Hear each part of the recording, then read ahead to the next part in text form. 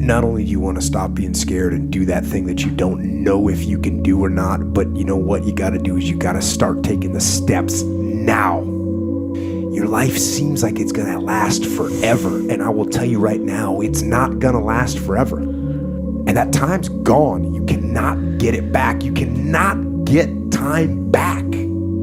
Your shit could be on another level. You know better, but you're deciding to not do better. Maybe I can just slow down here. I'll do like an extra 2 sets tomorrow. You know, it'll be okay. Yeah. Right? That sort of stuff. Yes. Like that stuff's dangerous. Yes. And that's when you just got to say, you know what? I'm not negotiating with myself. Yeah. The deal was already made. The deal was made. When I set out at the beginning of the summer and said, this is the training plan I'm doing, I signed that contract with myself. I'm doing it. You need to be busy.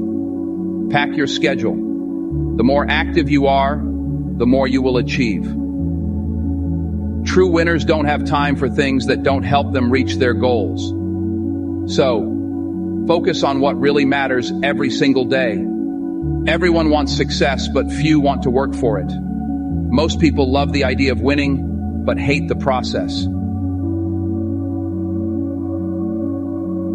Don't just wish for success. Work for it. The world only rewards the best. A real man in the dark, when nobody's watching, he putting in work. He's studying film on his own because he loves the process. If you will be a champion, if you will be a beast, you're going to have to go through something. Ain't nobody going to hand you nothing. Ain't nobody going to hand you no championship. Ain't nobody going to hand you no title. The hard part is getting up that fucking hill, especially if you feel like you're a loser, or you never really had anything in your life that you could look back on and say, hey, I was really good at that. You know, and there's a lot of people out there listening to this. There's so many people that are in that starting point. Like the people that come up to you and say, I don't know what to do. What should I do? How do I do it? Yeah. How do I get going? But you're going to have to figure it out, one foot in front of the other. Exactly. You're going to have to find a thing and keep working at it and get better at it. So those dreams that you have, those goals that you have, don't put them off another second. Not 1 second. Get on them and go out and make them happen starting right now. But don't be mad. When you're laying there in your bed, and you're in the hospital, and you're 70, 80, 90 years old, and you're thinking, man, I feel like I didn't do something. Because you did. You didn't do it. You didn't do shit. You may have lived a great life, man, but you're always gonna feel empty inside. We're all writing a book. What's your book look like? What does your book look like? Like your life is a book. You got a bunch of chapters in your book, but when they close that book, how good was the book? And so a lot of people think that they need to fix their conditions in order to get like the perfect conditions before they start. But the perfect condition is whatever one you're in, because it gives you whatever assets you have. That's the cards that you're dealt. And so you just play the hand. And a lot of people have great cards. It's like, man, I'm so afraid of, it's like, use it. It's like, I have nothing. What makes you very dangerous because you have nothing to lose. Find something. Find a thing that you genuinely enjoy, because getting good at things you genuinely enjoy is extremely beneficial for young people. Like, everybody thinks they're a loser. Every young person thinks they're a loser. At least a young person in the situation I was at. Like, I didn't know I wasn't a loser until I started winning. I wasn't really a loser. I just was someone who was like in a situation. But you could channel all that energy that you have as a young person into something and get better at it. All I'm doing is sparking the awareness in others to go, why not? Why can't I create? Why can't I start? Why can't I be a business? Why can't I be a CEO? Why can't I be a tech guru? There's so much that some people just don't understand they can do. There's no like, oh, well, things didn't go your way the first year and it ruined the trajectory of your career. It's either you have it or you don't. That sounds like excuses to me. I mean, you got to figure it out, right? If you really have an obsession to figure it out, you will figure it out, right? And every puzzle is constructed differently. All right, AI's situation when he came into the league was different than mine. Mike's situation in Chicago was different than mine, right? Everybody has a different puzzle, man. You just got to figure out your own puzzle. Got to pay attention. You have to watch. You have to watch every single second. Because those seconds, they turn into minutes. And minutes turn into hours, and hours turn into days, and days turn into years. That second that just went by, that counted. You always have to be the person who roots for you before everyone else does. People struggle to do things alone. And the path of the exceptional person is one of an exception, which means that you are not with other people. And rather than fighting that or bemoaning it, see it as an indicator that you're on the right path. Because if everyone else were cheering you on, then it means you're not in the right place, because it means you're just like everyone else, and that's not where you want to be. Also an understanding that you can't listen to people. Because even my parents didn't want me to do martial arts. They didn't want me to fight. They didn't want me to do stand-up. There's like, you have to understand like who you are, and then in the face of other people's either criticism or lack of faith in your ability to succeed, you push through, and there's great benefit in that. And then you realize that you can kind of apply that to other things in life. Everything about what you're doing and the moves that you're making is getting in the way of the big picture. Everything. It's time to stay focused. If you don't program yourself, life will program you. And yet, when things are not happening good for you, when things are not coming your way, when things are not happening as fast as you want them to happen, you blame everybody else and what they're doing and saying, and you completely disown everything that you're doing to contribute to your career not going to another level. When you change the way you look at something, what you look at will change. Change your perception. Do you know the reason most people don't make decisions? Because they can't see how they're going to get there. So what do? They keep doing things that they can see how they're going to get there. And that's why their life never really changed. You can define commitment by eliminating alternatives.